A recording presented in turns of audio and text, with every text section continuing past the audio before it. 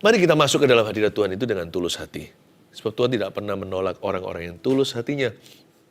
Sekalipun jikalau ada yang sudah bersalah, mengalami kegagalan dalam hidup ini, jangan takut, Tuhan itu nggak benci. Tuhan itu satu-satunya yang akan marah sama kita waktu kita salah. Tuhan itu baik. Dan Tuhan akan menuntun, membimbing kita, Dia akan biarkan kita dalam kesalahan kita. Makanya Tuhan bagikan firman supaya kita dibenarkan. Mari sekarang kita buka bersama-sama di Lukas pasal yang ke-18 ayat 9 sampai 14. Perumpamaan tentang orang Farisi dengan pemungut cukai. Saya berikan judul untuk saat teduh ini, menghampiri Tuhan dengan cara yang benar. Saya ulangi, menghampiri Tuhan dengan cara yang benar. Berarti kita bisa hampiri Tuhan dengan cara yang salah dong? Iya, bisa. Banyak orang. Makanya di sini ada dua orang di sini yang dijadikan perumpamaan. Orang Farisi dan pemungut cukai. Sebagai bahan perbandingan. Bahwa ada sebagian orang itu kelihatannya sedang berdoa, padahal dia tidak menghampiri Allah. Jangan doa dengan egomu ya. Tuhan akan dengar. Tapi kalau kita doa dengan tulus hati, hancur hati silakan. Jiwa patah remuk tidak akan dipandang hina. Kalau kita datang approaching God, menghampiri Tuhan dengan demikian, dengan cara yang berkenan, Tuhan itu terima kita. Di dalam cerita ini saya kasih bocoran. Yang akhirnya diterima sama Tuhan adalah doa pemungut cukai, bukan orang Farisi yang puasa 2 kali seminggu. Saya bacakan dulu ayat 9. Dan kepada beberapa orang yang menganggap dirinya benar dan memandang rendah semua orang lain, Yesus mengatakan perumpamaan ini. Jadi kita harus tahu dulu ayat 9, Yesus ucapkan perumpamaan ini, peruntukannya itu loh jelas sekali.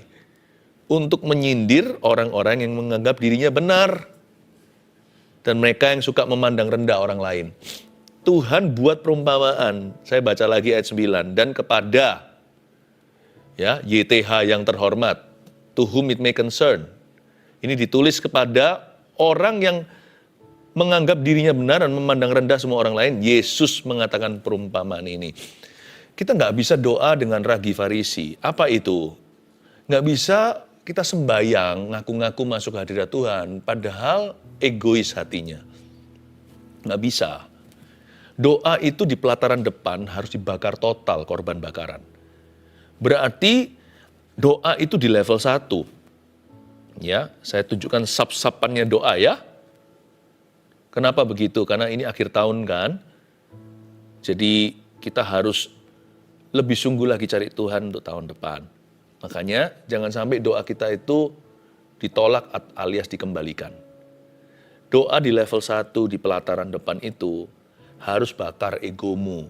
Orang yang sombong rohani nggak bisa sembahyang. Nggak bisa. Pride is prayer's number 1 enemy. Kesombongan hati itu adalah heaven's number 1 enemy. Atau musuh sorga nomor 1. Karena kalau kita sombong, Tuhan nggak mau dengarkan. Kalau kita salah, asal kita mau bertobat dan kita menyesali, lalu kita cari Tuhan, Tuhan terima. Tapi kalau orang sombong itu kan merasa dirinya benar, memandang semua orang lain itu lebih rendah dari dirinya. Yang seperti itu ya, kelihatannya sembahyang, paling hanya bahasa tubuhnya. Tapi sebenarnya di dalam hatinya dia tidak connect sama Tuhan. You know many people, there are more people who are out of touch. Di luar sana ada banyak orang yang tidak connect sama Tuhan daripada yang connect dengan Tuhan. Jangan sampai doamu itu nggak nyampe. Meskipun didoakan dalam nama Yesus itulah satu-satunya jalan, tapi nggak benar-benar sampai ke sana. Kenapa? Karena Tuhan tidak suka. Tapi Pastor Philip, saya doakan harus fasilida, saya nggak bisa doa seperti pastor gitu loh. Anda akan terkejut. Bahwa ternyata kefasihan dalam berbicara itu nggak ada hubungannya sama doa. Itu hanyalah gaya bahasa kita aja, beda satu orang dengan yang lainnya. Ayat 10, ada 2 orang pergi ke bait Allah untuk berdoa. Yang seorang adalah Farisi dan yang lain pemungut cukai. Coba lihat ya, Farisi sebelah kiri, pemungut cukai di sebelah kanan. Ada 2 orang pergi ke bait Allah untuk berdoa. Jadi berapa orang yang berdoa kalau menurut ayat ini, ayat 10? 2 orang kan? Kelihatannya 2 orang sedang berdoa, tapi hanya 1 yang menghampiri Allah. Both men indeed prayed, but they did not approach God the same way. Dua orang memang sembahyang, tapi mereka tidak menghampiri Tuhan dengan cara yang sama. Alias yang satu menghampiri Tuhan dengan cara yang benar, yang satunya lagi menghampiri Tuhan dengan cara yang salah. Yang mana ya? Orang Farisi itu, misalkan bahasa sehari-hari ini, hari ini apa ya? Orang Farisi ini seperti siswa teologi ya. Maaf kalau ada di sini siswa teologi, ini bukan berarti Anda. Sebab saya sendiri juga lulusan teologi. Orang Farisi itu pengetahuannya banyak tentang firman Tuhan. Mereka orang yang religius sekali. Belum lagi mereka terpandang. Di masyarakat zaman Yesus, mereka disebut-sebut sebagai hamba-hamba Tuhan. Kelihatannya inilah, kalau kita nggak tahu ceritanya penuh, misalkan kita baru jadi orang Kristen, nggak familiar sama Alkitab, kalau kita ditutup di sini sekarang, nggak boleh dilanjutkan, ayo, kira-kira siapa yang doanya mumpuni? Siapa yang doanya manjur? Farisi pasti. Farisi punya manualnya doa. Pemungut cukai, mana bisa, ini orang korup sekali ini. Ini orang yang dibenci oleh masyarakat, dihindari oleh teman-temannya sendiri, bahkan keluarganya. Tapi Anda akan terkejut ya. Dua orang kelihatannya pergi ke bait Allah untuk berdoa. Tapi dua orang ke bait suci, hanya satu yang keluar dari bait Allah dibersihkan oleh Tuhan. Hanya satu yang doanya sampai ke tahta kasih karunia. Ayat 11, orang Farisi itu berdiri dan berdoa dalam hatinya begini. Oke, mari kita catat sekarang ya. Saya ajak Anda jeli dan teliti membaca ayat 11 dan 12. Orang Farisi itu berdiri, oke, posturnya sudah benar, ya, memberikan standing respect ke Tuhan, dan berdoa dalam hatinya begini. Kita akan uji hatinya. Ternyata hatinya salah. Sekalipun dia seolah-olah berdoa dalam hatinya nggak beres di depan Tuhan. Apa yang tidak beres? Coba saya bacakan. Anda tebak, kira-kira apa yang nggak tepat di dalam doanya. Bukan bahasanya ya, bahasanya aduai. Nanti waktu kita baca, wow, fasih lidah. Coba saya bacakan sekarang, ini doanya. Ya Allah, aku mengucap syukur kepadamu karena aku tidak sama seperti semua orang lain, bukan perampok, bukan orang lalim, bukan pezina, dan bukan juga seperti pemungut cukai ini. Aku berpuasa 2 kali seminggu, aku memberikan 1/10 dari segala penghasilanku. Oke, kira-kira apa saya kasih bocoran? Buat gampang aja. Terlalu banyak akunya. Saya hitung, kalau Anda hitung ya, coba sekali lagi, cepat-cepatan ya. Kira-kira ada berapa kata aku atau ku di dalam total doa pendek itu? 1, 2, 3, saya baca ya. Cepat Anda hitung ya. Saya bacakan sekali.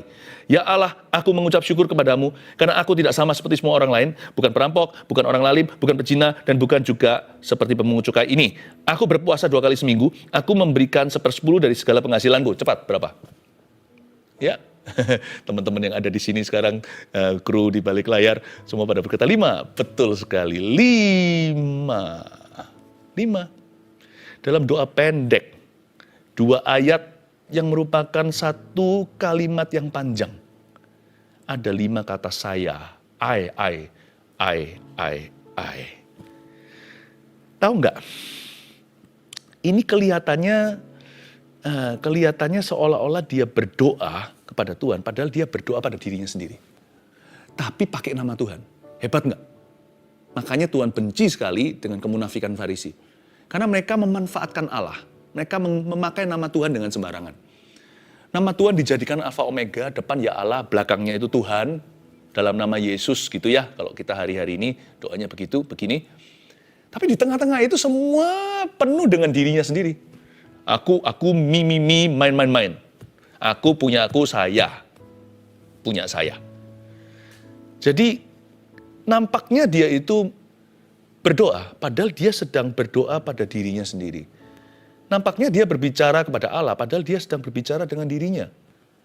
Berapa banyak kita ketika memuji menyembah Tuhan juga, isinya cuma tentang dirimu, diriku. Lagu ini cocok untuk aku, lagu ini bukan untuk aku. Menyembah itu tidak ada hubungannya denganmu dan denganku. Menyembah itu tentang dirinya.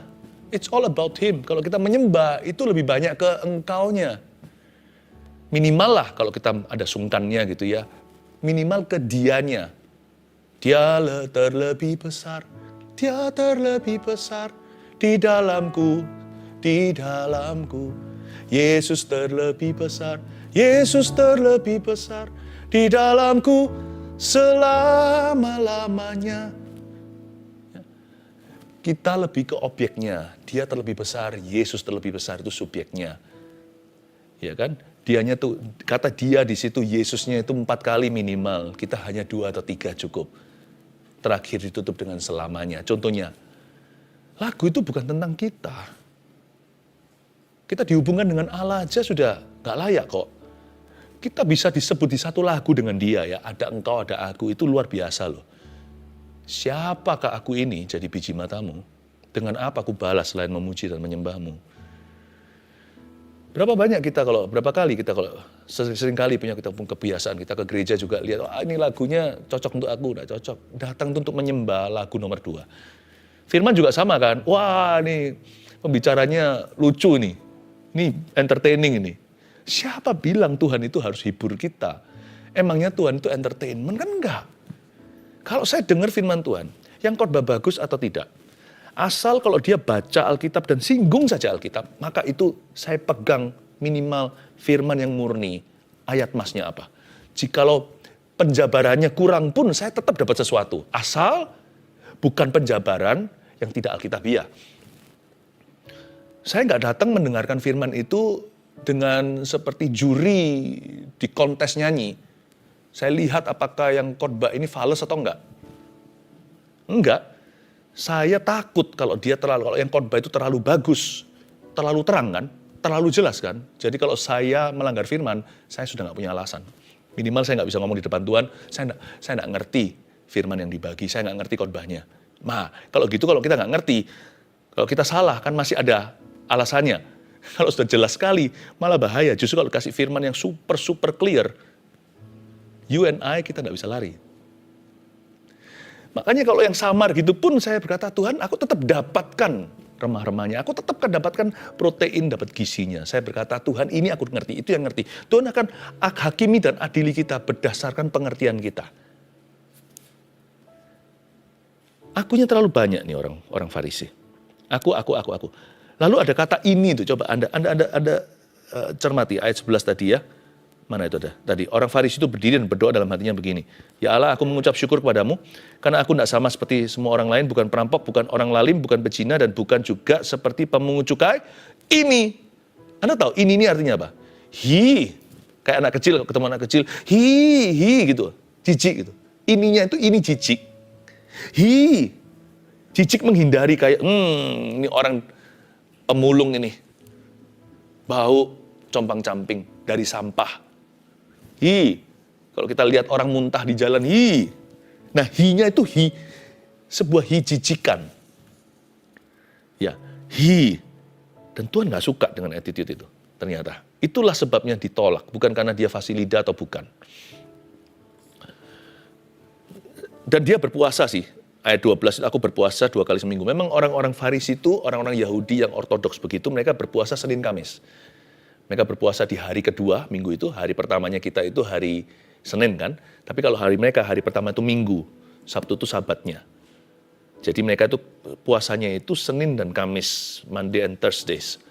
Karena itulah waktu yang mereka yakini sebagai waktu Musa naik gunung dan turun membawa Tauratnya. Senin naik, Kamis turun. Berarti orang Farisi ini orang yang taat sama tradisi. Orang yang perfect performanya. Tapi Tuhan gak peduli.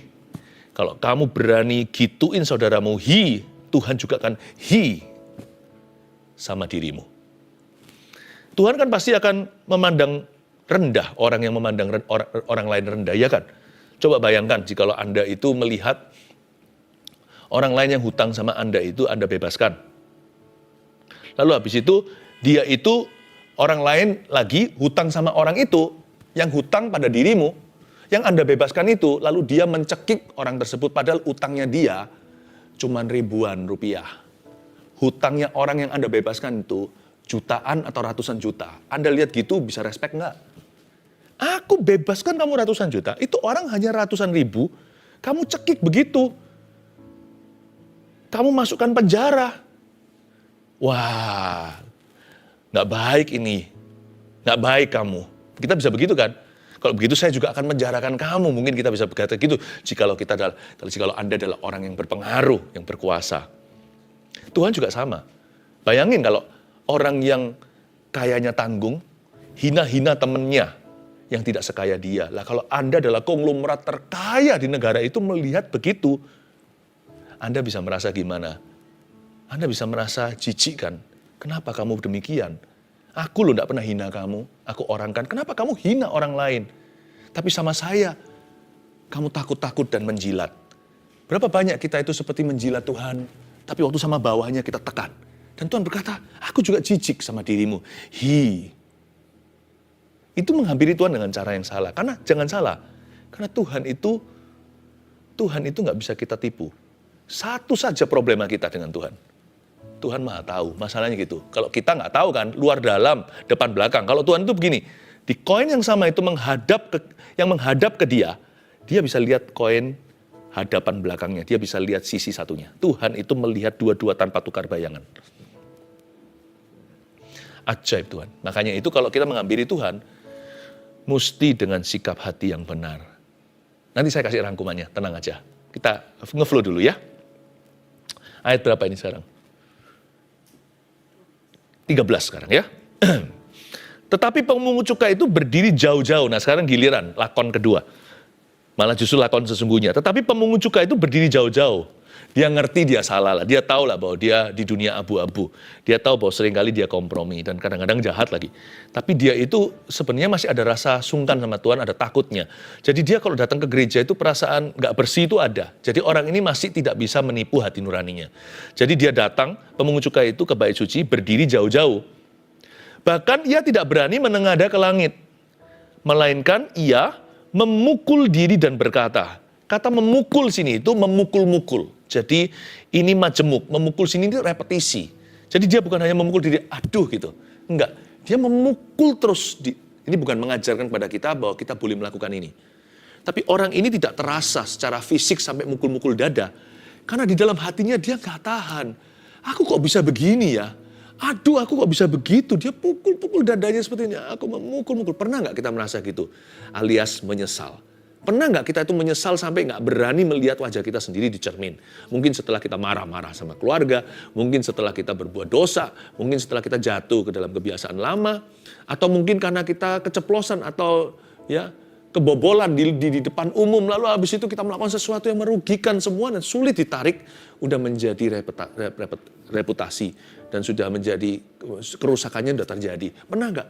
Rasanya kalau kita di shower ya, udah di waktu lagi mandi sendiri gitu, rasanya nggak mau keluar, rasanya di dalam air itu sudah forever gitu. Kalau bisa air ini membuat aku leleh jikalau aku es batu, lalu lenyaplah aku. Pengen begitu, aku ingin lari ke tempat terbitnya fajar. Aku ingin lari ke situ, ke bawah orang mati, atau ke tempat yang tinggi. Tapi kemanakah aku dapat pergi menjauhi rohmu Tuhan? Perasaan itu loh, perasaan memukul-mukul itu perasaan I'm not worthy. Aku menyesal sekali, andai kata aku masih bisa kembali ke hari esok. Yesterday, all my troubles seem so far away.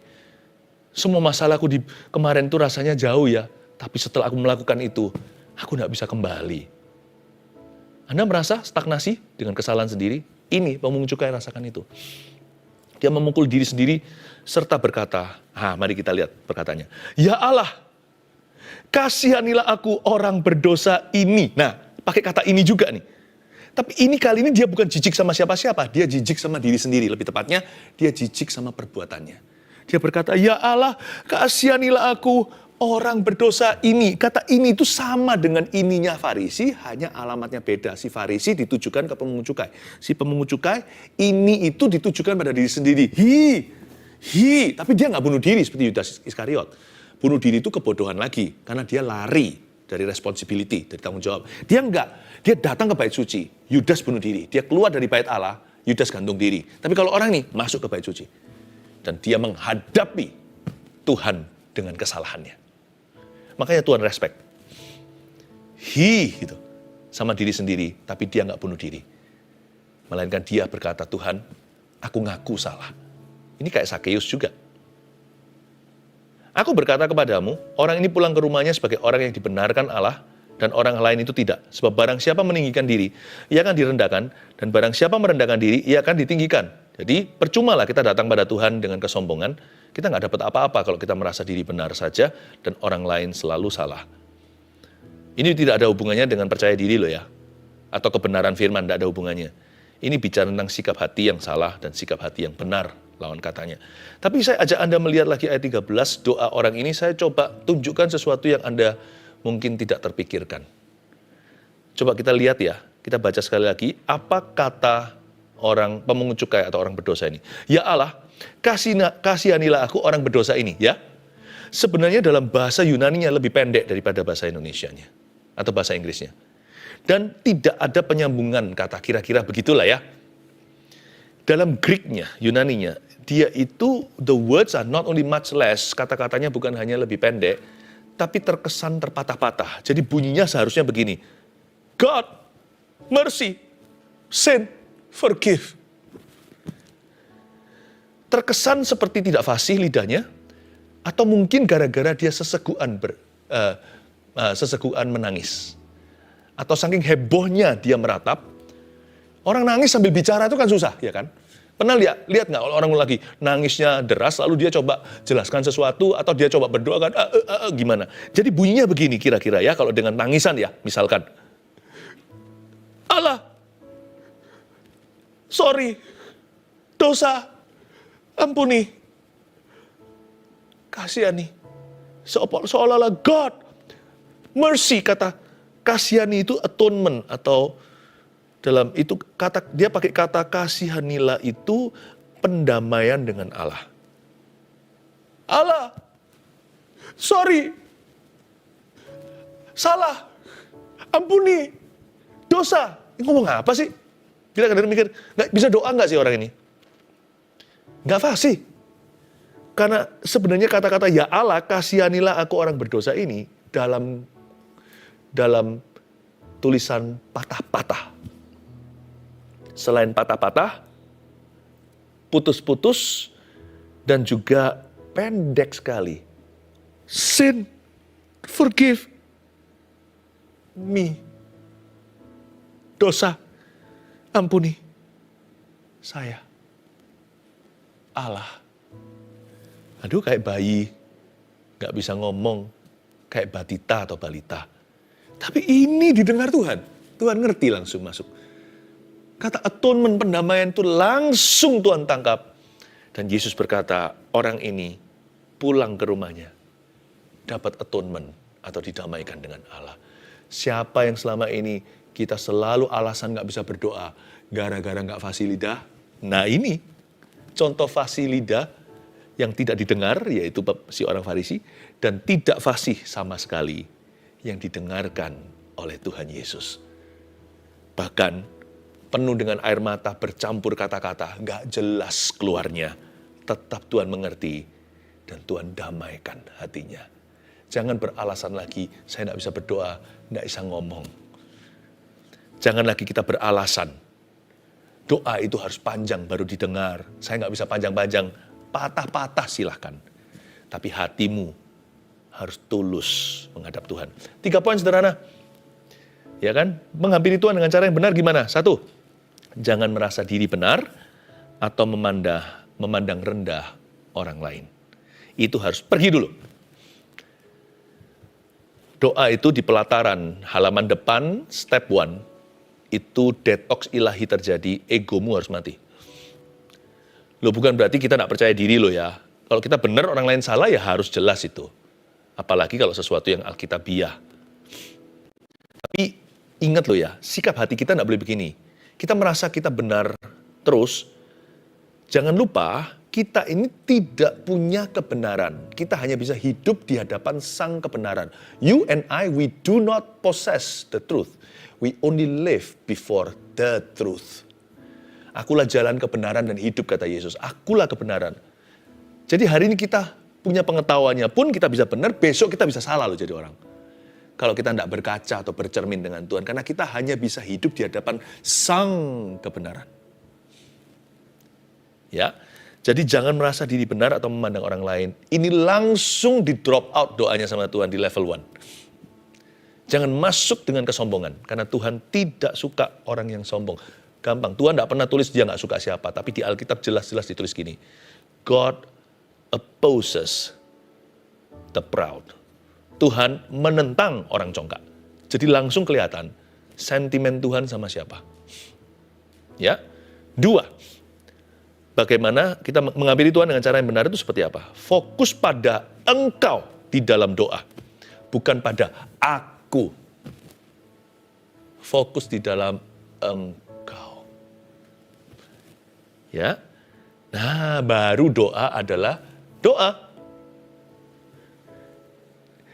Yang itulah sebabnya pentingnya worship seperti tadi itu, seperti gunanya apa? Kalau kita worship menyembah Tuhan itu, gunanya itu Tuhan. Tuhan. Tuhan. Bukan aku melulu, bukan. Tujuan dari saat dunia apa sih? Bukankah menuntun orang pada Tuhan? Pandemi nggak pandemi, mulainya pandemi ya. Anda yang setia dari episode yang pertama itu, God bless you. Bayangkan, dari sejak dulu sampai sekarang ada. Saat teduh ini tujuannya satu. Mengarahkan mata dan hati orang ke Tuhan Yesus. Always God, God, God. Bukan pandemi-pandemi. Makanya pandemi atau bukan you, kita, Anda dan saya. God, Jesus, Jesus, Jesus. Makanya Roh Kudus bekerja jikalau Yesus ditinggikan, salibnya ditegakkan. Dia menarik semua orang datang kepadanya sekarang. Worship itu penting loh. Jangan di skip kalau kita ke gereja atau kita online begini. Nanti aja sampai ke firman-Nya. Jangan-jangan nanti firman-Nya dapat, tapi sikapnya belum diubah. Worship itu membawa kita itu ke hadapan tahtanya. Sehingga ego kita mati di situ. Dan waktu Tuhan bertahta di atas pujian kita, apapun yang Dia katakan dan firmankan akan terjadi atau kejadian dalam hidupmu. Worship membuat segala sesuatu yang Tuhan bilang akan kejadian. Ya, lalu terakhir yang ketiga, bawa sikap hati yang rendah dan mudah diajar. Jangan seperti orang Farisi, tapi seperti pemungut cukai. Apa sih sikap hatinya dia itu rendah? Dia punya humble spirit atau humility. Bawa sikap hati yang rendah dan mudah diajar, teachable. Tahu nggak, teachable itu sama dengan promotable. Orang ini, ujung dari ayat 14 dikatakan, sebab barang siapa meninggikan diri, dia direndahkan. Siapa merendahkan diri, dia ditinggikan. Jadi dengan kata lain, teachability atau hati yang mudah diajar adalah hati yang mudah diangkat oleh Tuhan. Hatinya mudah diajar, hidupnya mudah diangkat. Hatinya kalau tidak mudah diajar, biasanya orangnya akan kurang ajar. Lalu dia akan menjatuhkan dirinya sendiri. Tuhan tidak perlu jatuhkan orang gitu, dia akan tersandung sendiri, tidak ada yang bantu. Jadi teachability is promotability. Being teachable is being promotable. Mudah diajar itu mudah ditinggikan. Bawa sikap hati yang rendah dan mudah diajar. Oke, 1, 2, 3. Menghampiri Tuhan dengan cara yang benar gimana? Jangan merasa diri benar atau memandang rendah orang lain. 2, fokus pada engkau di dalam doa, bukan pada akunya. 3, bawa sikap hati yang rendah dan mudah diajar.